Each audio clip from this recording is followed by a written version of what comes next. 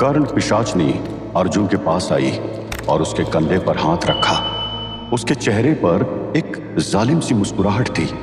तुम चाहो तो मना कर सकते हो अर्जुन, इससे तुम्हारे लिए मेरा प्यार कम नहीं होगा। क्या तुम ये नहीं करना चाहते? देखो, मैं नहीं चाहती कि मेरी वजह से तुम खुद पर कोई बोझ लेकर जियो। हर रिश्ते में कुछ कॉम्प्रोमाइज करने पड़ते हैं। मैं भी कर लूंगी। अगर तुम मेरा टेस्ट ले रही हो तो मैं तुम्हें बताना चाहता हूँ कि तुम्हारी बात मेरे लिए पत्थर की लकीर है। जो तुम कहोगी वही होगा। इसमें मेरी मर्जी, मेरी पसंद की बात कहीं नहीं आती। मैं जानती थी हमारा प्यार सच्चा है। प्यार के अलावा दुनिया में किसी चीज में इतनी ताकत नहीं। वैसे अर्जुन, तुम अपनी शुरुआत एक नर्म और मासूम मांस से क्यों नहीं करते?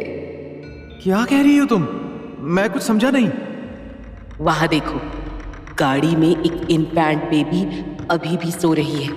मैंने अपने जादू से उसके परिवार की चीखें उस तक पहुंचने ही नहीं दी। तुम जाके उस बच्ची की बलि चढ़ाओ और फिर उसका खून पी लो।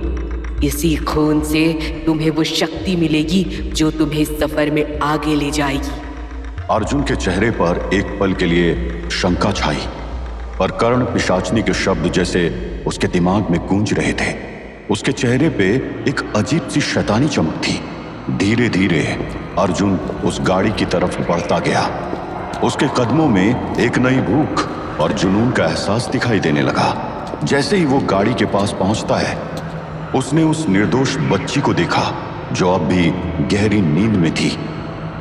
अर्जुन ने अपने हाथ को बच्ची की तरफ बढ़ाया और एक पल के लिए थामा। वो बच्ची अब भी हल्की नींद में थी और अर्जुन के स्पर्श से वो बोल उठी, पापा, पापा। ये शब्द सुनते ही जैसे अर्जुन के अंदर बचे थोड़े से इंसान के कदम ठिठक गए। अर्जुन, अपनी भूख को यूं तड़पता मत छोड़ो। बलि दो और अपना पहला शिकार पूरा करो। अर्जुन कर्ण पिशाचनी को हमेशा के लिए पाने की अपने अंदर की उस भयंकर प्यास को और दबा नहीं सका। उसने उस बच्ची को अपनी उंगलियों में जकड़ लिया और उसकी निर्मल मांस का पहला निवाला लेने के लिए अपना मुंह खोलकर और एक झटके में उसकी नन्ही गर्दन में दांत गड़ा दिए।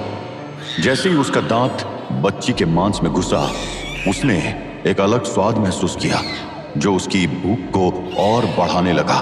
उसके हाथ और मुंह खून से रंग गए और वो अपने अंदर बढ़ते हुए जुनून को और नहीं रोक सका। बच्ची की चीखें कुछ ही सेकंड्स में रुक गई। अर्जुन ने अपनी पहली बलि पूरी की थी और उसके चेहरे पर खूनी तसल्ली का एहसास था। उसका मुंह अब खून से लथपथ था और वो अपने अंदर एक ताकत को महसूस कर रहा था जो पहले कभी नहीं थी। बस इतना ही? इतना आसान था ये? हाँ अर्जुन, हाँ। अब तुम्हें मेरी दुनिया की असल भूख और शक्ति का एहसास हो रहा है। अर्जुन, आगे बढ़कर अब सबको यही भूख और प्यास देनी होगी। अर्जुन के चेहरे पर एक भयंकर हंसी थी। उसने अपने नई भूख और शक्ति का एहसास करते हुए कर्ण पिशाचनी के शब्दों को अपना भाग्य मान लिया। इधर हवेली की ठंडक में कृष और तानी आखिरकार वापस आ चुके हैं। उदासी और सामने ढलती सच्चाई के इस ओझल माहौल में तानी के मन में एक अजीब सी बेचैनी है, जैसे कुछ अधूरा है, कुछ अनसुना सा रह गया है। क्रिश, ये हवेली और तुम्हारा क्या रिश्ता है? तुम इस तरह अपनी आइडेंटिटी क्यों छुपा रहे हो? तानी, ये रिश्ता मेरे अंदर ही सिमटा हुआ है। बस यूं मान लो कि मैं भी इस हवेली का एक वारिस हूँ, लेकिन अभी सही समय नहीं आया है दुनिया को पूरी कहानी बताने का। तुम्हें मुझ पर शक है तो अपनी दिव्य शक्ति से परख लो। मेरे मन में तुम्हारे लिए कोई रिवेंज की भावना नहीं। तानी ने कृष की आंखों में सच्चाई और निश्चल भावना को देखा।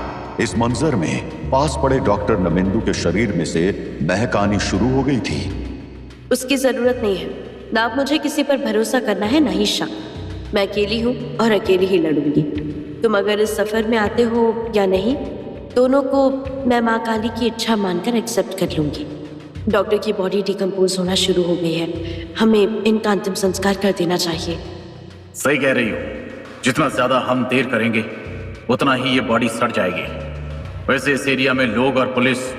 एक तो इस जगह पहुंचना मुश्किल, आसपास जंगल और रिमोट जगह होने की वजह से, ऊपर से इतनी शैतानी शक्तियों और घटनाओं के बाद अथॉरिटीज के लिए ये एक नो-गो जोन सा हो गया है।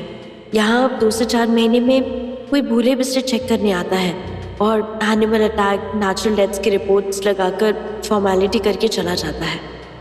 अगर बड़े लेवल पर गवर्नमेंट इन्वॉल्व होगी तो शायद फ्यूचर में कर्ण पिशाचिनी का आतंक बाहर फैलने पर ऐसा हो, लेकिन अभी तो नहीं लगता। दोनों डॉक्टर नवेंदु का अंतिम संस्कार करते हैं। आसमान में हल्का धुआं ऊपर उठता है, जैसे डॉक्टर की आत्मा इस दुनिया से मुक्ति पा रही हो। तानी ने अपनी आंखों को बंद किया और एक संवेदना भरा अनुभव उसके दिल में उतर आया। हवेली के पीछे वो चेहरा जो अब यादों में बदल चुके हैं, तानी के दिल में एक गहरा गम छोड़कर चला गया। अपने कमरे में वापस जाती तानी के कदम भारी हो गए थे, जैसे दर्द का बोझ अपने साथ लेते हुए वो चल रही हो। अपने कमरे में जाते ही तानी बेड पर गिरी और अब तक हुई बातों को सोचते सोचते नींद उस पर हावी हो गई। लेकिन इस बार उसकी नींद में सुकून नहीं, एक अजीब सी भयानक परेशानी थी जो उसके अंदर बढ़ती जा रही थी। धीरे धीरे सपने उसके दिमाग में उभरने लगे। एक अजनबी दुनिया अंधेरे में डूबती हुई। उसने देखा कि उसके आसपास अंधेरा है, लेकिन उस अंधेरे में एक हल्की रोशनी थी जिसमें एक शैतानी रूप सामने उभर रहा था। अर्जुन, उसका अपना अर्जुन, लेकिन अब वो अर्जुन नहीं रहा। उसके चेहरे पर एक अजीब सी दैत्यों वाली शक्ल थी। उसकी आंखें लाल और भीतर से एक अंधेरा धुआं उभर रहा था और उसके साथ कर्ण पिशाचनी मुस्कुराती हुई खड़ी थी। उसके चेहरे पर एक जालिम मुस्कान थी। अर्जुन, तुम क्या कर रहे हो? ये क्या हो रहा है? मुझे छोड़ दो। देखा अपनी मासूम तानी का दर्द? क्या तुम्हें उसकी चीखें पसंद नहीं आई अर्जुन? हाँ, और अब इस सफर में उसका अंत जरूरी है। ये सारी पर लिटा दो उसे। इसके हर हिस्से को अलग अलग करेंगे। To bad. इसकी इनोसेंस देखकर मन करता है इसके साथ खेला जाए। तुम्हारा मन नहीं करता कि मैं, तुम और ये थ्रीसम?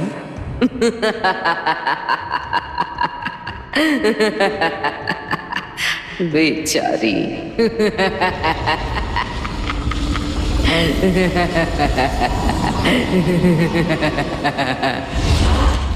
तानी के हाथ पैर मजबूर हो गए, जैसे किसी ने उसे बेड़ी में बांध दिया हो। वो कुछ नहीं कर पा रही थी और अर्जुन और कर्ण पिशाचनी ने मिलकर उसे एक बड़ी आरी मशीन पर लिटा दिया। वो मशीन जिस पर छोटे छोटे मेटेलिक दांतों की आवाज आ रही थी, जैसे वो खून की प्यासी हो। अर्जुन, मैं तुम्हारी तानी हूँ। ये तुम क्या कर रहे हो? मुझे क्यों मार रहे हो? अब तुम मेरे किसी काम की नहीं रही तानी। सिर्फ बलि की जरूरत थी और तुम वो बलि बनोगी। तानी की आंखें अब भी अर्जुन की शक्ल को पहचानने की कोशिश कर रही थी, लेकिन वो अब एक दैत्य की तरह लग रहा था जिसमें कोई इंसानियत नहीं थी। उसने अपना हाथ उठाया और एक भयानक तीखी छुरी उसके सामने ले आया। देखो तानी, तुम्हारा अर्जुन कितना मजबूत और शक्तिशाली बन गया है। तुमने तो उसे एक डरपोक खरगोश बना रखा था। अब देखो, खून का प्यासा भेड़िया। तुम्हारी बलि देकर वो और भी शक्तिशाली बनेगा। तानी ने चीखने की कोशिश की, लेकिन जैसे उसकी आवाज अटक गई हो। उसके आसपास हर चीज ठंडी और डगमगाती हुई थी, जैसे वो सच में इस सपने में कैद हो गई हो। तभी अचानक से एक प्रकाश का हल्का सा एहसास होता है और कृष वहां आ जाता है। वो देखता है कि तानी नींद में ही चिल्लाई जा रही है। उसका चेहरा पसीने में भीग चुका है और हाथ बेड पर कसकर बंधे हुए हैं, जैसे वो सपने में किसी का मुकाबला कर रही हो। तानी, तानी उठ जाओ। ये क्या हो रहा है तुम्हें? संभालो अपने आप को।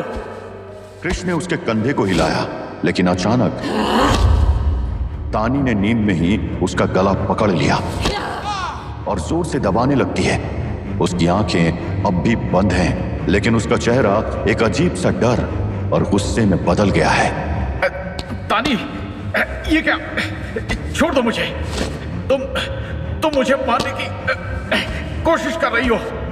तुम सपने से बाहर क्यों नहीं निकल पा रही हो?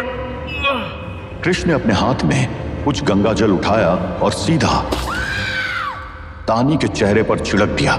जैसे ही गंगा जल उसके चेहरे पर गिरा, तानी एक जोर से चीख मारी और सपने से जाग जाती है। उसके चेहरे पर डर और हैरानी थी, जैसे वो अभी भी सपने के असर में हो। कृष्ण, मुझे यहाँ से वो सपना कितना सच्चा था। तानी, बस एक बुरा सपना था, लेकिन इस चक्कर में तुम सच में मुझे मारने वाली थी। वो सपना नहीं था कृष्ण, उससे बढ़कर ही था। ऐसा लग रहा था जैसे मैं अपनी ही ड्रीम में कैद हो गई थी और अर्जुन वो मुझे मारने वाला था।